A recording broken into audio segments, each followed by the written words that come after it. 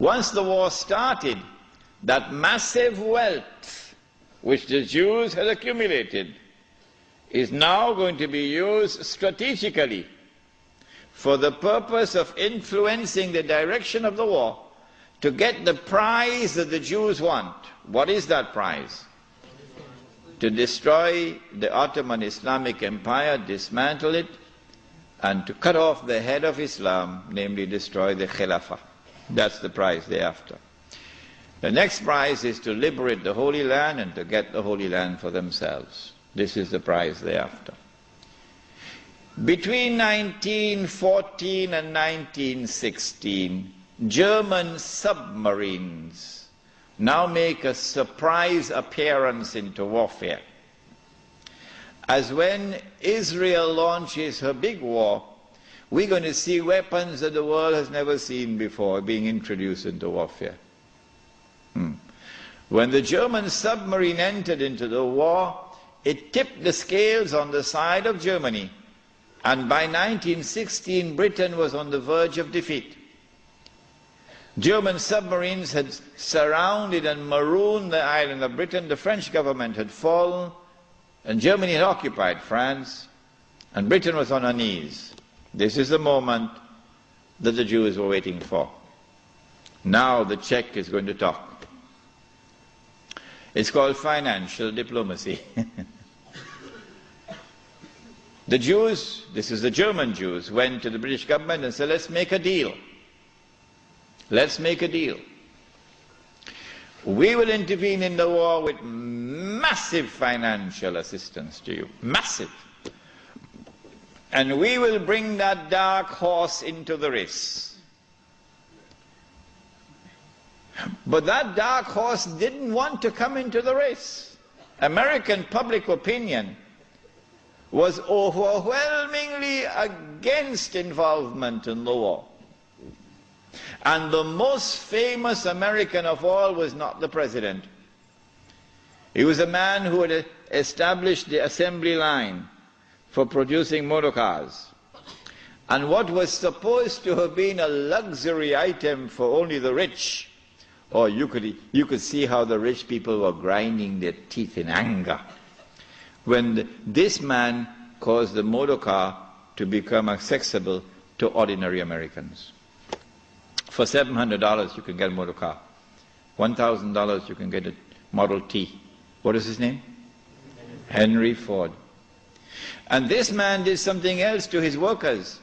He didn't bother about what was the market wage. No. He said, I am concerned with paying a just wage. And that market wage is not a just wage. And so he paid his workers a higher wage than the market wage. And so he won the hearts of the American people. He became an American icon. His name was Henry Ford. And he was totally opposed to American involvement in the war. But when the Jews went to the British government and said, let's make a deal, the British government said, deal. And so Jewish money, the diamonds of Kimberley, began to roll. And Jewish money now enters into the war in a massive way. And Jewish influence over the media in the United States is now made to work, and American public opinion is being brainwashed and slowly transformed, until suddenly, to the consternation of Henry Ford and so many Americans, Franklin Roosevelt declares war, and the United States enters into the war. Britain, with this newfound wealth, and with the assistance of the United States, now has a new lease of life, and the war now takes on a direction that the Jews wanted from the first place. It is in 1916 that Jassasa went to work with British spies in Arabia. Lawrence of Arabia, of course, is the most well-known of them. These British spies were sent into Arabia, posing as Muslims. And they went to two actors in Arabia, two. One was Sharif Hosein, Sharif al-Hussein, who was appointed by the Khalifa in Istanbul as the Sharif of the Hijaz, Makkah and Medina, in control. Makkah was under the control of an Arab battalion, but Medina was under the control of a Turkish battalion. And I wish I could understand why the Khalifa insisted on the Turkish battalion under the leadership of Fakhri Pasha to defend Medina. I don't know why. So when the British spies went to Hosein, they offered him the moon. They offered him the moon. We will liberate the land of the hated Ottoman Turks, and we will give you independence and freedom, and you will now become the king of the Arabs. Remember, Britain is not talking about Khilafah. No, we'll make you the king of the Arabs.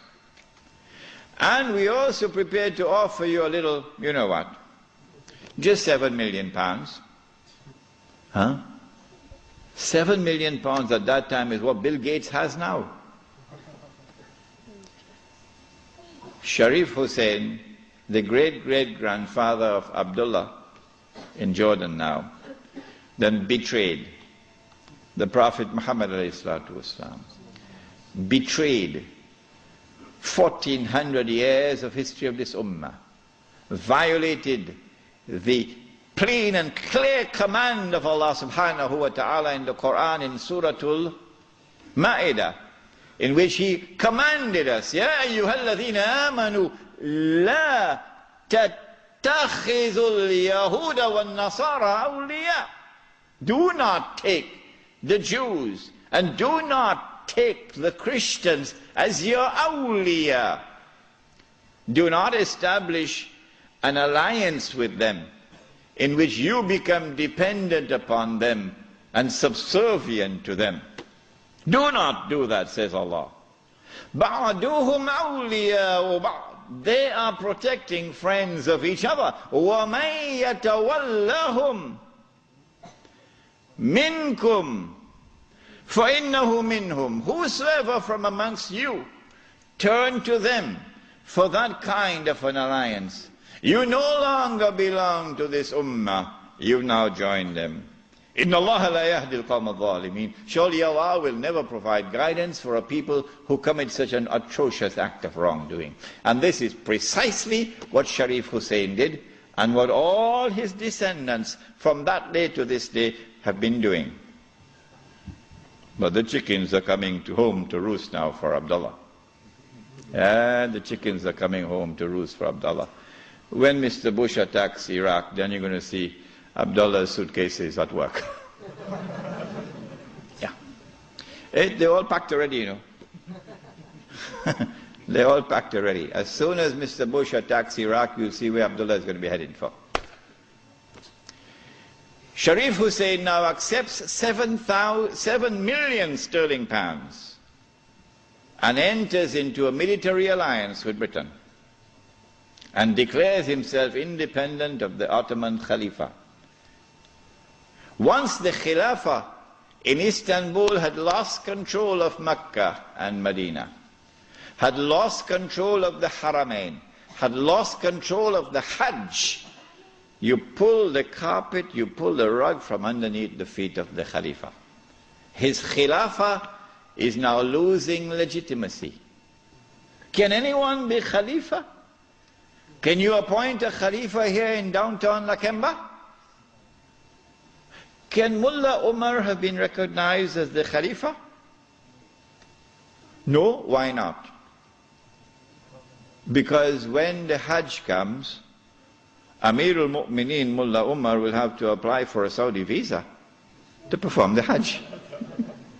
Huh? And if the Saudis reject the visa, the Khalifa can't perform the Hajj. All right? And so the British calculated, if we can wrest control of the Haramain and the Hajj away from the Khalifa in Istanbul, then the legitimacy of his Khilafah will begin to crumble. And so this was 1916. The British spies then went to the second actor in the Arabian Peninsula. I mean, Britain has a PhD in deception. If you want to destroy the Khilafah, okay, you have to make sure that it cannot be restored. How can you take the entire world of Islam with so many ulama and ensure that not only is the Khilafah destroyed, but it cannot be restored? That's a tall order. How to do it?